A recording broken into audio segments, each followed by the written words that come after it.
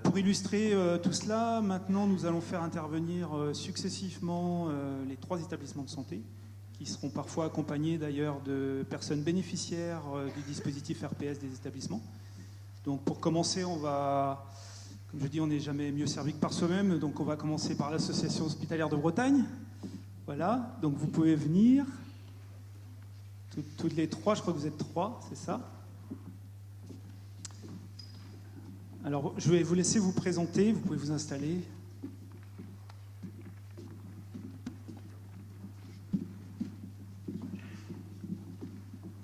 Donnez un micro chacun. À 2.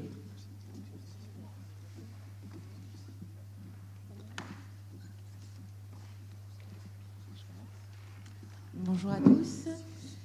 Donc moi je m'appelle Marevna, je suis infirmière sur la HB, je travaille sur un plateau de réhabilitation psychosociale. Voilà. Bonjour à tous, moi je suis Madame Guyot Cynthia, je suis directrice artistique et associative de l'association La Fourmi qui se situe à Rostrenain. Bonjour, je m'appelle Anne Panique, je suis à l'hôpital de jour de Rostrenain, soigne une maladie. Voilà. Là on va vous présenter en fait le partenariat entre la santé mentale et la culture, l'art et ce que ça peut apporter sur la réhabilitation psychosociale. Et là, c'est le drame.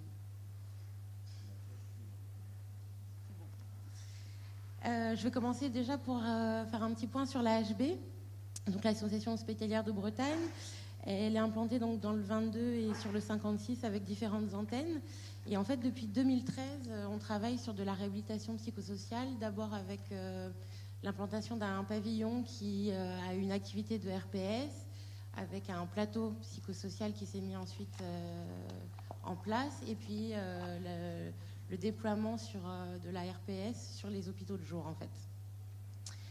On a également des programmes de TP qui sont mis en place, qui sont en train de se mettre en place sur la HB. Alors l'association La Fourmi est une association d'art contemporain en art visuel qui développe des résidences d'artistes. Donc nous on n'a pas de lieu, on n'est pas un centre d'art, on est une fabrique artistique nomade ou un lieu dématérialisé comme on peut dire, car le centre Bretagne c'est la Comcom la plus pauvre, la moins habitée pour la plus vaste de Bretagne. Donc notre côté nomade était une logique en fait de territoire. On a 2 événements chaque année qui sont champs d'expression. On invite des artistes à vivre chez les agriculteurs. Et après, l'expo est visible 1 mois, tous les week-ends sur les fermes. Et on a un autre événement qui s'appelle InCité, qui est un festival d'art urbain écologique qui se situe dans 3 villes du centre Bretagne et qui est libre d'accès et parcours libre. Et les artistes créent dans la rue. Donc, toutes nos résidences s'impliquent dans des lieux spécifiques dont on prend le contexte. Et depuis 2015, on a commencé à travailler avec la psychiatrie. C'était un souhait de l'association. En 2015-2016, on était à Bon Sauveur. Et après, on a démarré un partenariat avec la HB à partir de 2017. Alors nous, on invite d'abord toujours nos partenaires à une visite guidée. Après, on fait un atelier et après, on propose une résidence, si tout se passe bien. On aime bien voir si les partenariats aussi fonctionnent des 2 côtés. Donc, en 2017, on a commencé par une visite guidée de champ d'expression avec la HB. Ensuite, il y a eu un atelier sur champ d'expression avec les artistes. Et après, on a fait notre première résidence avec les Frofers, un duo d'artistes qui est venu à la HB de mai à juin, avec une restitution en live en septembre. Et depuis, on a souvent des ateliers ou des résidences ensemble. Et donc, on a développé... nous, aujourd'hui, on voulait vous présenter en fait les conditions, entre guillemets, indispensables pour qu'une résidence en milieu psychiatrique se passe bien. Parce que c'est pas toujours évident d'accueillir... Nous, on n'est pas médecin, on n'est pas soignant, on est vraiment là pour faire de l'art. On invite un artiste. On laisse aux soignants, aux ergothérapeutes et à nos cadres le soin voilà, de faire leur travail, et nous on fait le nôtre. Et ce partenariat, par contre, il faut des concertations. Il faut d'abord bien choisir l'artiste. Tous les artistes ne peuvent pas travailler en psychiatrie. Nous, il y a toujours un médiateur. Le médiateur est constamment présent avec l'artiste. On estime que l'artiste n'a pas à être médiateur non plus. Il est là pour de la création. Et dans les conditions indispensables, c'est les réunions avec les cadres et les ergos qui sont très importantes, bien préparées. Une des conditions qu'on disait aussi, c'est l'implication des soignants. Ne forcez pas vos soignants à s'impliquer.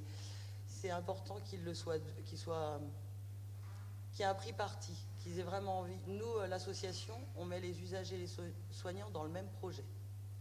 Le projet va autant vers les professionnels que vers les usagers. Nous, c'est un ensemble. Donc c'est important pour nous que voilà, les soignants soient impliqués, parce que ça peut casser le projet. Voilà, un soignant qui n'a pas envie, qui ne s'y retrouve pas, va du coup mettre un recul, et ça peut vraiment perturber le projet artistique. Donc voilà, nous c'est un point vraiment auquel on fait attention. Et nous, l'importance aussi, oui, de clôturer les projets. Parce que souvent c'est quand même des aventures artistiques, mais très humaines. Nous on travaille avec les outils de l'éducation populaire et artistique. Et ces aventures, elles sont fortes. Donc clôturer le projet, qu'il y ait une restitution, qu'elle soit interne, souvent on la préfère publique, parce que le but aussi c'est de regarder vers l'extérieur et que l'extérieur regarde vers l'intérieur. Donc voilà, c'est important de clôturer et de valoriser ces projets. Voilà. Nous on remarque vraiment des changements depuis qu'on travaille avec la réhabilitation. Dans ces projets, ce qui est important de dire aussi, c'est que le fait de travailler avec des artistes, ça implique aussi de mixer en fait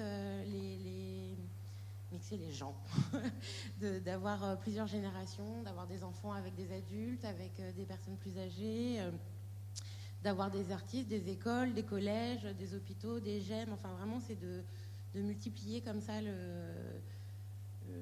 partenariats sociaux en fait. Donc voilà, de travailler avec des artistes, ça permet de travailler quand même des objectifs psychosociaux. On le fait pas, on le fait pour faire l'œuvre d'art, mais aussi pour travailler ça. Et ça permet essentiellement de travailler 4 grands objectifs. Une intégration vers la cité, puisque la plupart des projets sont tournés vers la cité.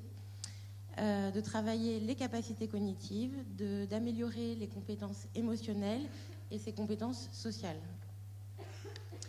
On travaille sur l'intégration vers la cité avec en fait, en favorisant les liens entre les patients de l'hôpital et l'association locale. Ici, c'est l'association La Fourmi, qui est sur Ostronin, qui est un lieu où beaucoup d'usagers vont aller ensuite habiter. On implique l'usager dans l'événement culturel donc de la commune où il réside, puisque certains sont en hôpital le jour, d'autres en GEM. On favorise aussi la découverte de son environnement proche, et on le rend acteur en fait de l'embellissement de son environnement. On travaille également d'autres objectifs. Pour les patients, les objectifs sont améliorer ses compétences cognitives, travailler sur la mémoire, les souvenirs, la mémoire des gestes, favoriser la concentration en diminuant les angoisses par le biais de la pratique artistique, favoriser la prise de décision, de développer une pensée critique, avoir une pensée créative et apprendre à résoudre des problèmes. Ça travaille également les compétences émotionnelles, avec une mise en avant des capacités et des possibilités de chacun. Ça permet l'oubli évidemment de l'hospitalisation le temps d'un moment convivial. Ça permet de se projeter dans une œuvre au détour de celle-ci, donc de favoriser une intériorité, de se rapprocher de soi-même, d'apprendre aussi à se découvrir via l'art, d'avoir une conscience de soi. Ça permet aussi de mettre du sens dans son parcours de vie, d'hospitalisation. ça valorise le travail avec la restitution qui est en général ouverte au public. Bon, il y a eu le Covid et des petites choses comme ça qui ont bloqué un peu les restitutions, mais on s'est quand même plutôt pas mal débrouillé pour que ce soit ouvert au public et devant tout le monde. Et évidemment, une gestion du stress et la régulation des émotions. Ça travaille également les objectifs de compétences sociales, puisque on travaille à une œuvre commune. Donc ça développe les habilités dans les relations interpersonnelles, en favorisant les liens intergénérationnels. Ça permet la création de liens entre les usagers, mais également les usagers entre eux, et ça met du lien aussi entre les usagers et les soignants. Ça permet de travailler la cohésion sociale en partageant et en créant ensemble. Ça favorise du coup l'entraide, la solidarité et ça développe l'empathie. Ça favorise la rencontre, les échanges, le vivre ensemble. Ça développe des capacités de négociation, de coopération, de communication et aussi de savoir prendre des décisions. Sans oublier la résolution de problèmes qui arrivent parfois.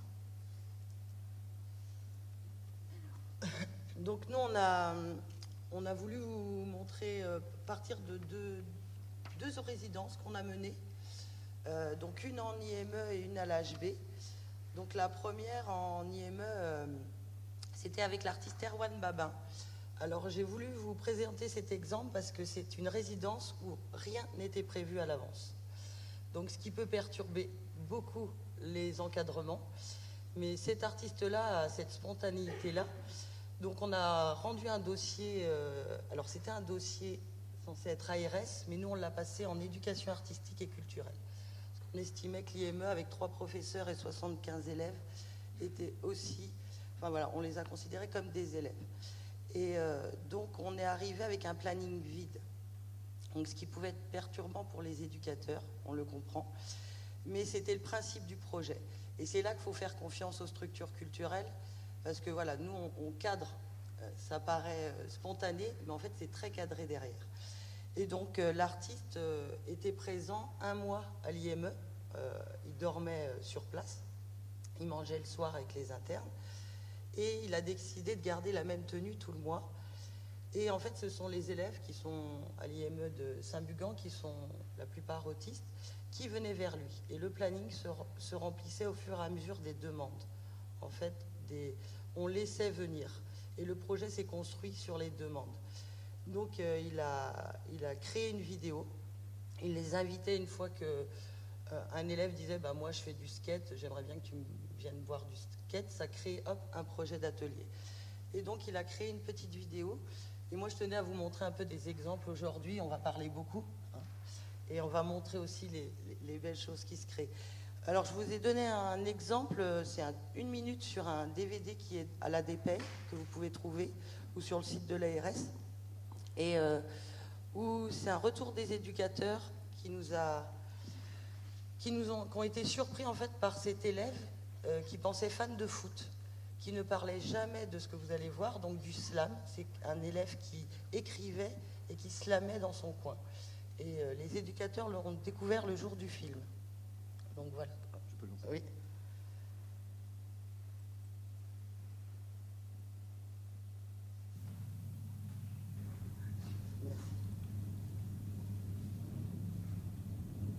Je ne suis pas le genre de gars à venir te voir, je suis discret dans mon coin, je suis timide depuis tout petit. La plupart des gens ne me connaissent pas, vous parlez pour rien dire, vous n'avez rien à dire sur moi. Je fais mon train de vie, faites pareil. Mon téléphone était éteint, je suis injoignable. Je suis dans ma chambre à réfléchir, à écrire, à chanter, à crier, à parler. De mes projets dans ma tête, ça tourne, je pense à plein de choses. J'ai des projets en tête comme la plupart des personnes que je connais. Je réfléchis tout ça comme un con, je souris, je pense à d'autres choses. Il faut savoir réfléchir à ses projets, mais aussi savoir rigoler avec ses potes. Je suis différent que vous, je suis tout seul dans mon coin. Je disais mon téléphone était éteint, je pète un câble tout seul. Je lis mon téléphone pendant des heures. Je pleure, ça me fait du bien. Un homme, ça pleure comme une femme. Je crois que mes projets vont se réaliser, je crois en moi, je sais que je suis capable de faire du beau. Je réfléchis tous les jours, la vie n'est pas simple. Je suis différent que vous, je suis tout seul dans mon coin. Rigole pas, petit con, je te manque de respect, ça part en couille, c'est carré. Tout peut s'arrêter du jour au lendemain, viens à la maison, je t'invite. On passe le week-end ensemble, il faut qu'on passe du moment ensemble, ça fait 2 ans qu'on ne s'est pas vu. Un artiste seul dans son coin ne réussit pas, passe tout le tour, le cœur fondu, cannelle bleu, j'en fais des kilos. Je suis différent que vous, je suis tout seul dans mon coin. Dis tout ce que tu as sur le cœur, parle pas pour les autres, parle pour toi. Cool.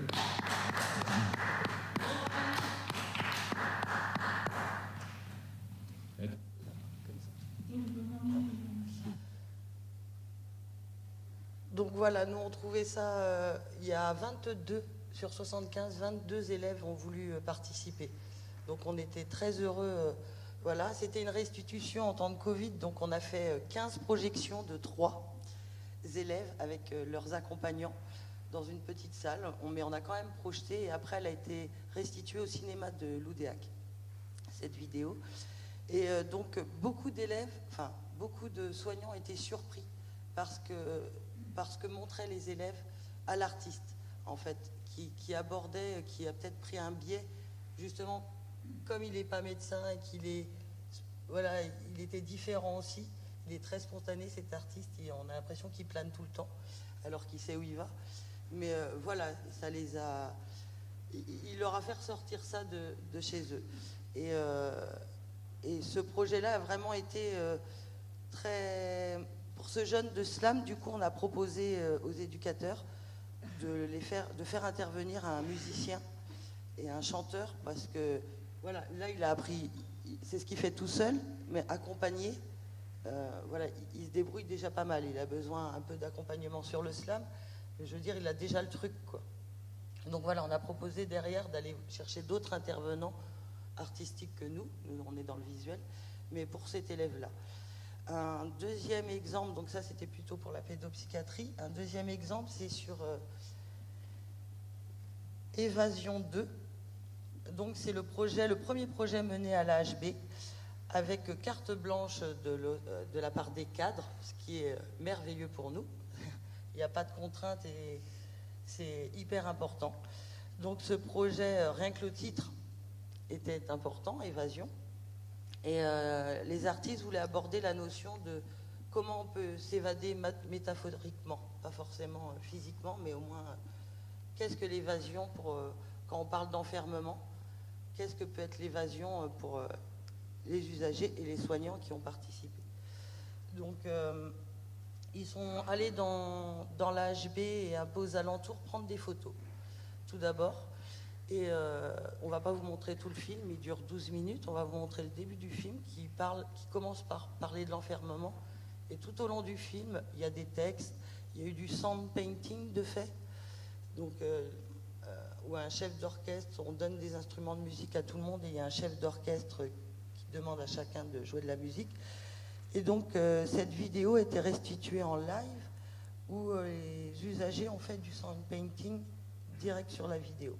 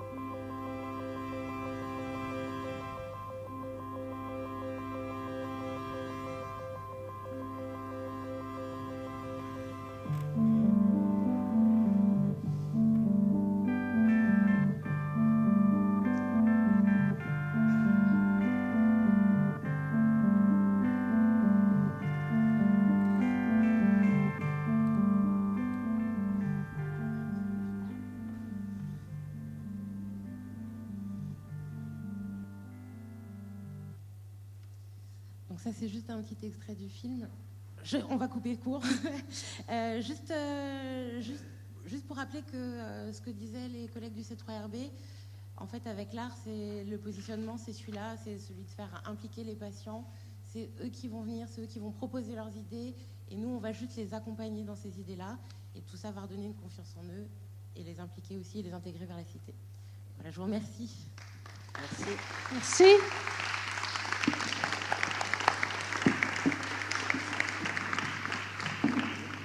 Merci à vous trois pour cette très belle illustration donc de l'art et de la culture comme outil de la réhabilitation psychosociale et du rétablissement. On va poursuivre avec